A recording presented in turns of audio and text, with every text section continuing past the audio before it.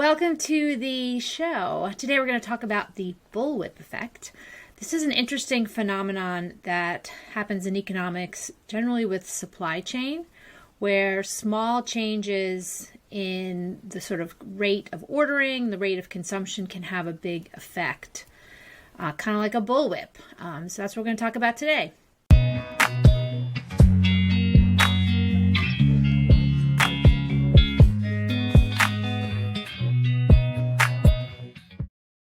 All right, welcome to the show. Today we're going to cover an economic principle or concept called the bullwhip effect.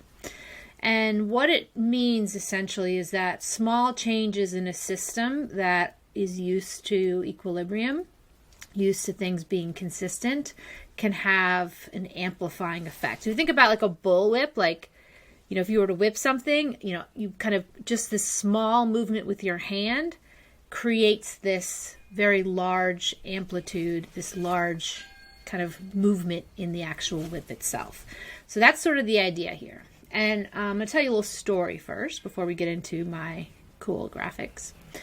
I used to have this soap making business. I made soaps and bath products and all sorts of kind of bath and body things. And I had for a long time this store that ordered consistently month after month, like clockwork. And we kind of knew I had staffed based on it. We planned the calendar for the business around it. I ordered supplies based on this. And the business ran like a well-oiled machine, provided everything ran on schedule. It's kind of like the trains running on time. And then I had 1 month where they didn't order.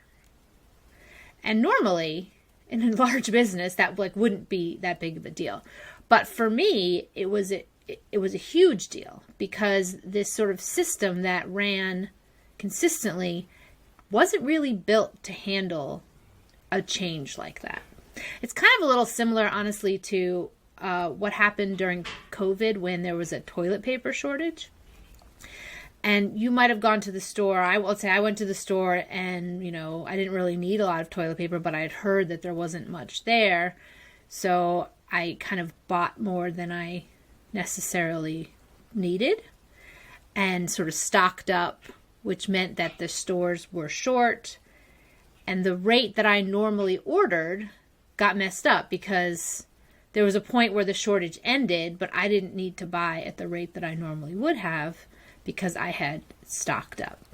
So this is kind of the heart of the bullwhip effect, is that small changes, small decisions kind of get amplified. And I will show you my graphic here. I'm going to talk about this today. So this has really has had a big impact in the last couple of years. COVID, for a variety of reasons, really affected the supply chain. And there were stories, remember, that these barges were sort of stuck off the ports of California and products just weren't moving at their normal rate. And so what this means is that businesses experience a shortage for which they overcompensate. So let's say I'm a business and I normally buy 10 widgets, and one day I hear that there's a shortage of widgets, so I kind of panic. And the minute I'm able to order, I actually order 20 widgets, which is more than I need because I'm scared there isn't going to be enough. So then my distributor is like, oh, wow, Molly's business must be doing well. She just ordered 20 widgets instead of her normal 10. Wow, we better be prepared and order, let's say they normally order 100 widgets from the manufacturer. Now they're going to order 200 widgets. And it creates this amplified set of orders up the supply chain when really there wasn't a need for more demand. It was sort of an emotional thing or a temporary shortage that induced kind of a panic. But this sort of moved up the supply chain. And then what ends up happening is because there was no actual increase in demand, the people at these various stages aren't going to sell more stuff once this sort of blip is over. And now you have a surplus of supply. So let's go back to my example where I buy widgets and I normally need 10 widgets a month, but I got scared there was going to be a shortage, so I ordered 20.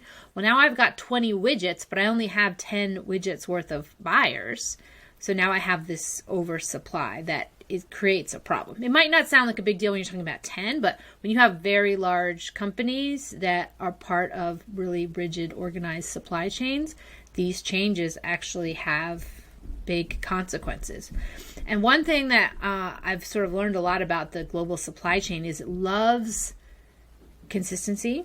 It does not like change. It does not handle like adaptation very well. It's very slow moving. It's this giant sort of network of all these different companies that, without realizing it, kind of work together to provide manufacturers with ingredients, supplies, whatever, that are then used, through the distributor and retailer section. And it works well when like absolutely nothing out of the ordinary happens. And when we do see things like COVID, which was an unexpected disruption in kind of shipping for the most part, and some places actually had staffing problems because people weren't able to go to where you made stuff. These small things, they get amplified and create bigger problems. So you'll hear about this bullwhip effect because it can sometimes, when you think there's a shortage, shortly thereafter, you now have a surplus. This actually happened, I believe, with Miracle-Gro. So when COVID first started, everybody was home. There was this belief, I guess, that a lot of people were going to grow their own food and have their own home gardens or even just flower gardens because they were home and needed something to do. So home supply places like Home Depot or whatever, they stocked up on consumer fertilizer, Miracle-Gro, thinking all these people are going to want stuff. And they bought a ton, thinking that this is a permanent change and all these people are going to now be buying fertilizer. But then everybody went back to work and now there's a surplus of it. Because this one sort of tiny blip where there was like a 1 month period where people were under the impression they were going to become these avid gardeners at home, bought a whole bunch of fertilizer in this 1 month, the retailers misinterpreted that as a bigger trend than it was and stocked up. But then everybody kind of went back to normal being a non-gardener, and now these retailers have an abundance of fertilizer, home fertilizer. There's actually, interestingly, separately a shortage of fertilizer for the industrial or like commercial sector, but this Miracle-Gro thing is for retail consumers. So you can see, though, that it's difficult to look at things like trends in sales and correlate those to how healthy the economy is doing, because you might have a situation where people are panicked about a food shortage or another toilet paper shortage or some other kind of shortage, and they might go out and stock up and buy more than normal, not because they're feeling abundant or, if it's the case of a business, because they're in growth mode. It simply might be panic buying. And that can easily create this bullwhip effect where if you don't know it's panic buying and you think it's natural organic growth, businesses sort of see that as a sign for them to grow.